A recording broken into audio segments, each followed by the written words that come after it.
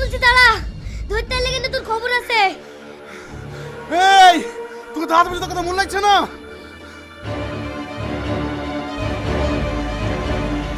দাঁড়ান স্যার, দাঁড়ান, আমাকে বাঁচান, আমাকে বাঁচান। কি ব্যাপার? হরমর করে আমার গায়ে উঠে পড়লেন কে আপনি? আমি আপনাকে সব বলবো, আগে আপনি এখান থেকে চলেন। আমাকে কোনটায় তাড়া করেছে। ঠিক আছে চলো।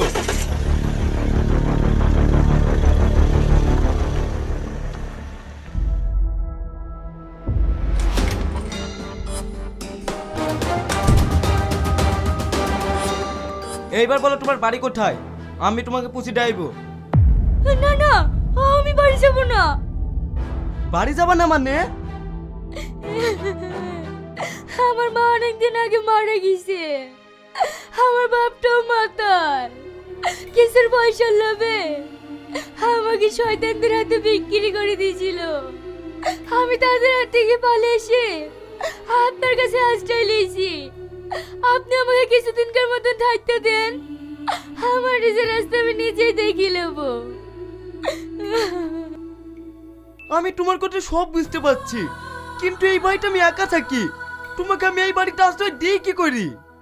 কেন, আপনার আব্বা মা নাই? না, আমার বাপ মা অনেকদিন আগেই মারা গেছে। আমার বাড়ি বীরভূম, আমি এখানে ব্যাংকে চাকরি করি, তাই এই বাড়িটা ভাড়া করে আছি। আপনি কিছু একটা ব্যবস্থা করুন, আমি বাইরে বেরাইলে আমাকে শয়তান করে ধরেলি চলে যাবে। আমার বাচ্চা মারা সবই আপনার হাতে। আমি এখন কি করি? তোমাকে যদি এই বাড়িতে রাখি তাহলে আশেপাশের লোক জানতে পারলে কি বলবে বলো তো? আমি আপনাকে কথা দিয়েছি, আমি 1 মিনিটের জন্য বাড়ির বাইরে হব না। আমি আপনাকে অনুরোধ করে বলছি, আপনি আমাকে কিছুদিনকার জন্য আশ্রয় দেন। আমার নিজের পর আমি নিজে দেখে নেব। ঠিক আছে, আমার মান সম্মান সব তোমার হাতে।